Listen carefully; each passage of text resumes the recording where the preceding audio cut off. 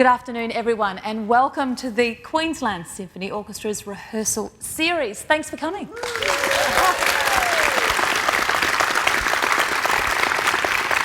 And I know the wonderful audience online is watching and cheering as well. I'm Loretta Ryan from ABC Radio Brisbane. It's my pleasure to be here. We are delighted to have you all here today. You have a wonderful afternoon in store.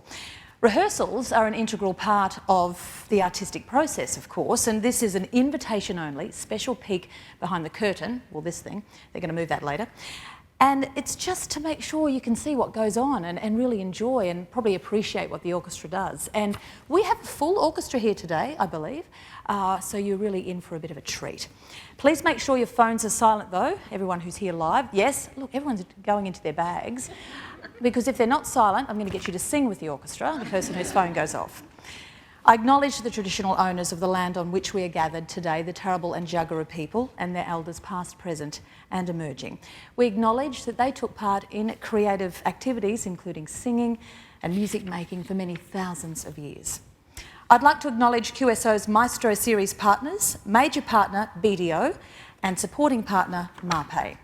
A very special welcome also to QSO patron Professor Graham Nimmo, Brisbane Airport Corporation and Griffith University Queensland Conservatorium students. And I believe some of the airport ambassadors are here today as well. They're waving up there. Thank you very much. Welcome to those of you watching online as well, the Wesley Hospital, Uniting Care Health and Regis Aged Care Yeronga, APLNG, Health and Wellbeing Queensland and Brisbane City Council. Thank you for watching today. We have some special guest speakers for this pre-rehearsal panel chat. It's going to be great. It's a discussion on leadership. And as you'll see, we've got representatives from the orchestra and also from business. And we're going to talk about just the similarities, even though their jobs are very different. The role of leadership, the things, the qualities of a leader, they're very similar, so we're going to talk about that. I'm going to introduce you to them here. Stephen Sorbello is the managing partner of BDO in Brisbane, a major partner of QSO Maestro Series. As managing partner, Stephen leads the Brisbane BDO office's day-to-day operations. One of Stephen's key focus areas is ensuring BDO and its people have the right tools to adapt to developments in the professional services and finance industries. And he works with the firm's leadership team, locally and nationally, to create an environment where all team members have that opportunity to really develop personally, play to their strengths and support each other. Please make Stephen welcome. And Daniela and Milana are Stephen's daughters. Where are you? They're in the audience. Here we are up the front, watching Dad today. I believe they love their music, but Dad's not very good at music, is he? No. Okay. Also, we have Warwick Aideni and Natsuko Yoshimoto. They're QSO's concert masters. Now, concert masters are simultaneously the most skilled and knowledgeable violinists of the orchestra, whilst also being the chief intermediary between the musicians and the conductor. And in addition to being an excellent player with deep knowledge of orchestra, the repertoire, and of course the fantastic abilities as a soloist, they also assist with aspects of the orchestra management, and concert masters must also cultivate that superb leadership as well, because they've got to lead that team and they have to teach and they have to have great communication skills. So please make Natsuko and Warwick welcome.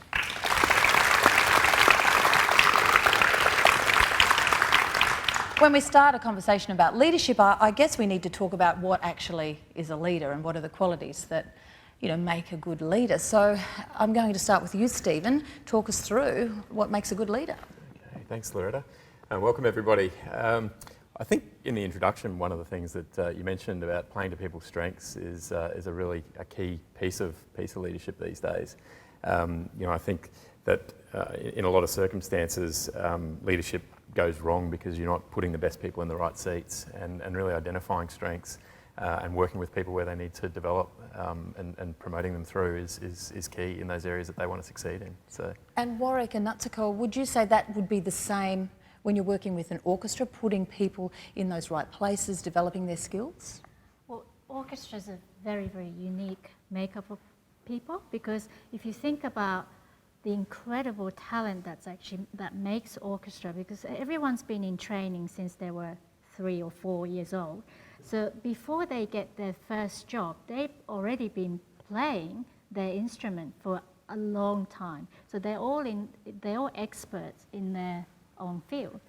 And so to be a leader of those groups of people is quite intimidating, because they know their stuff, you know, and they know that, particularly in the field of different instruments, they know their stuff certainly more than I do.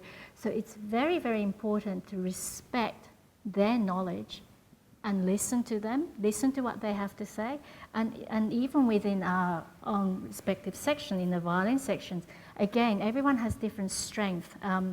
We have a couple of players in our section who really picks up everything, you know, and is able to come and tell us, oh, look, they're doing this, and you know, what are we doing here, you know, so that's this person's strength, and then, you know, so there are all sorts of people with different skills, and we have to embrace those skills, because actually that's what really contributes to making this orchestra special and unique, and it's their personalities that make up this orchestra to be the one and only QSO. So it's a fine balance, because obviously we have to play together, we have to cultivate ensemble, we have to cultivate the similar bow stroke and similar phrasing, similar breathing, all of that, but within that we have to have lots of layers of allowing the personalities to flourish as well, because otherwise, particularly in tutti sections, it's very, you know, easy for them to feel like they don't have a voice, or they don't have a space. Yeah. Do you find that being a leader it's also a lot about personalities, isn't it? And you have to deal with a lot of different personalities, as you said, which can be challenging at times. Do you find that to be a challenge in the orchestra? Well, everybody knows what they're coming to the orchestra to do. They know what the structure of the orchestra is, and it is a very hierarchical, fixed kind of structure. So we as leaders just need to perform our function as intelligently as we can and as respectfully as we can, and try to keep everybody happy.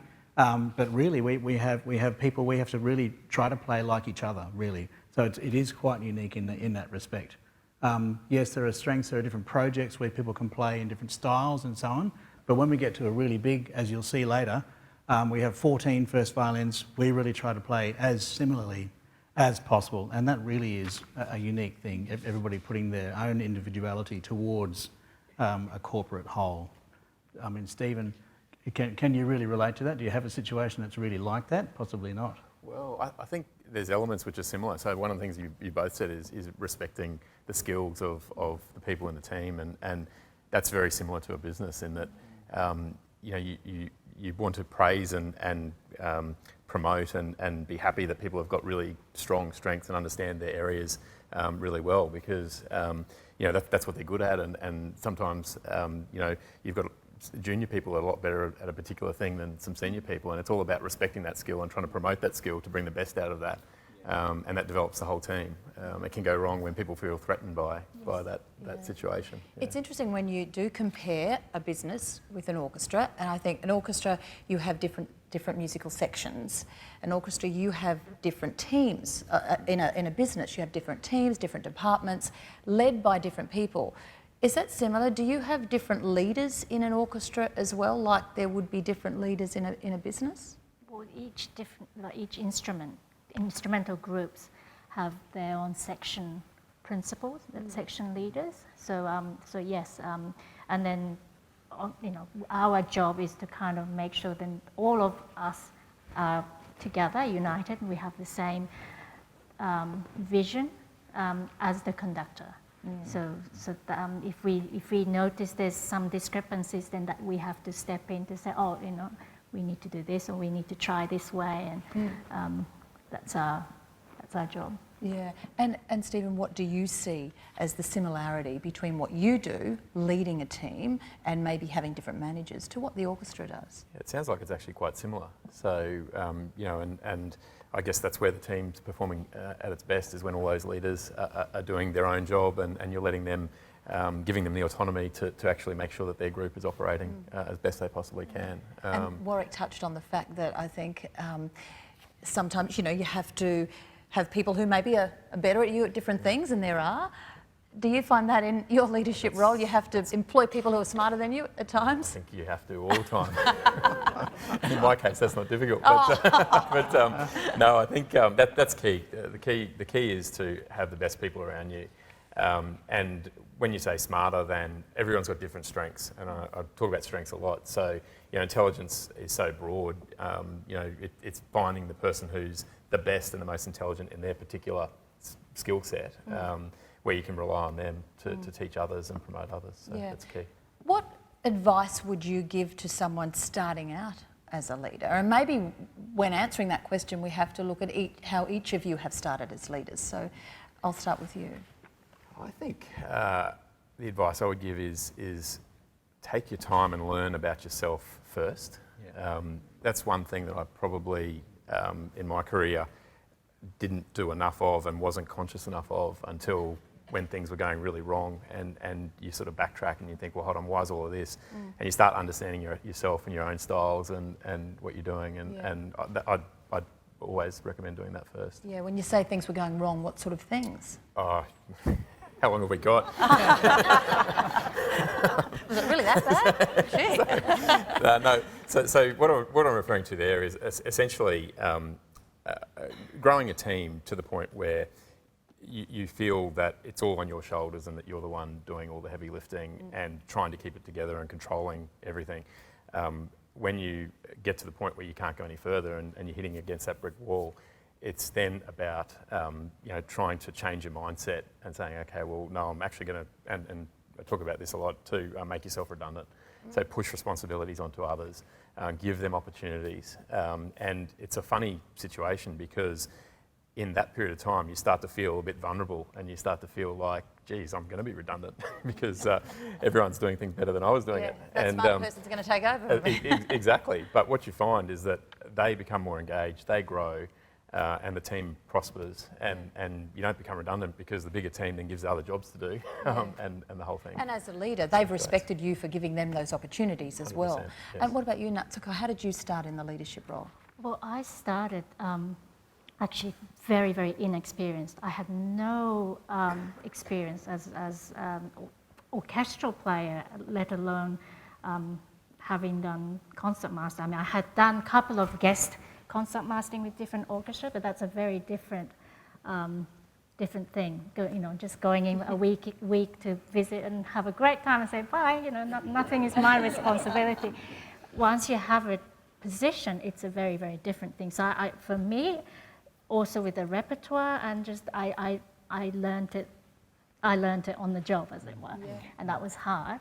I think what's difficult in any leadership job is, I think, when you want to collaborate and listen to everybody, but ultimately you do have to make sometimes the hardest decisions, and I think you have to, in the end, you have to trust. I think I have to trust my gut and stick with it, own it. If it's wrong and if I've made mistake, also own it. And I think not. I've made mistake by not doing that couple of times because I got swayed by certain persuasive people, and I think, I just sometimes you have to just really trust yourself. Yeah, don't let others make you doubt yourself. And I think that sometimes because they want you to obviously, go in certain directions, but also I think it's important to acknowledge when you make mistakes and own that mistake as well, because we're all human after all. And Warwick, what about your leadership journey? Well, just hearing what Stephen and Natsuko are saying, first of all, I hope Natsuko is not listening too closely to Stephen about making yourself redundant, because it's great. It's great. Your inclusion in the orchestra this year is fantastic, and you bring so much skill and all the wonderful attitudes you're talking about. So that's terrific. And but something Natsuko touched upon was that when you first start in orchestra, nobody gives you the job because you're a manager. No. We don't get the job because of that. We get the job because we play. That's the only way we get. So we really do learn on the job. And maybe that's something that as an orchestral culture we can look at more. I mean, there are some efforts to help us become better managers, we the section leaders and concertmasters, but we really do learn on the job. And I think some people are just personally better suited to that kind of thing than others. I think it is, yes, all about honesty, being very honest, trying to be as secure as you can within yourself, not taking offence, looking after people. I think personally trying to look after everybody to an extent personally in the section is very important. Look after people who don't feel good about themselves, who don't feel like they're playing very well, people who are terrific and don't feel valued enough for that terrificness, you know, that kind of thing. To be aware of all those kind of personal issues is a big part of orchestral leadership, I think, because really when we come together, we have to play, we're all on show to each other. Everybody's very self-conscious about that, really. Everybody's very, I think, sensitive about that. So I think for us as leaders, we want to just be very reassuring, actually, give everybody confidence. Yeah. Approachable, I guess. You want a good leader to be approachable. I think we've got about one more question before we get the orchestra in here to get their rehearsal happening at 1:30. I do want to ask, though, are there enough avenues, enough pathways for people to go into that leadership role? Are we doing that effectively enough, Stephen? I think there is definitely enough avenues, and this is the whole part about growing an organisation, particularly from a business sense. I think there's very few organisations that have reached their limit from that perspective, and there's always people you're bringing in that are bringing something different to the organisation. So it's about having leaders, having groups that want to promote that and give people the tools to actually do a lot of things themselves, because that's what it is at the end of the day. And you've got something you're working on at the moment, are you? Yeah, so I guess I've been on a leadership journey for a long time now, but going through that process and moving into this role, I was on the tools, and you know, some of the things that have been said by both Natsuko and Warwick are very similar in the business situation, where particularly in an accounting firm, you come in as an accountant, like a violinist, or we're not as talented as violinists, but you come into the organisation for your skills in that regard, and all of a sudden you're thrown into leadership positions. And I've been making that transition over the last couple of years out of the corporate finance team into a more management leadership role in managing the Brisbane office. And the thing we're working on at the moment is this feedback culture around our leadership team, and trying to get that team working as optimally as we can. And we're actually going through a full 360 review process at the moment. We've got an external consultant coming in and watching what we're doing effectively to make sure we're getting that group functioning as well as we can. And it comes back, it's all about what each person brings to the table and how we can, you know, have better, more productive meetings. Yeah, sounds good. Yeah, you know, a positive sort of influence, I guess, and especially that feedback, very important, isn't it? And Natsuko, what about the pathways to leadership, and Warwick in the orchestra? Are they there? Are they good? Only if there's a vacancy. And that's not happening anytime soon. Yeah, because the turnover is not very fast, although, you know, sometimes it suddenly happens, because there will be a period where lots of people join the orchestra at the same time. So you know, there'll be a time when all of those people will go, and then suddenly we have to fill those positions. But I mean, I think the thing that you spoke about, the feedback, is extremely important. And with us, it's an interesting one, because every week or every time we're rehearsing, we're really kind of giving feedback to each other and assessing what we're doing. So on top of that, it's hard to give constructive feedback. It hasn't been done enough in the past, and I think that's something that we're trying to change, the culture there, because the more you do it, the less it becomes a scary thing, but it's more positive. So true. Yeah. And we are talking more about feedback and leadership, and trying to get our heads around a really good way to do that, because as you can tell from the way I'm talking, the orchestra really is an old-fashioned institution. So we're trying to make it more transparent and more equal across the line and more communicative. Yeah. Thank you. As you can hear and see, I think our musicians are entering the studio. I'm very excited to hear them play, and I'm sure you are too. But please thank our panel members, Stephen Sorbello, Warwick Aidene and Natsuko Yoshimoto. Round of applause. Some wonderful insights into leadership skills and the wonderful leaders that you are as well. So thank you very much.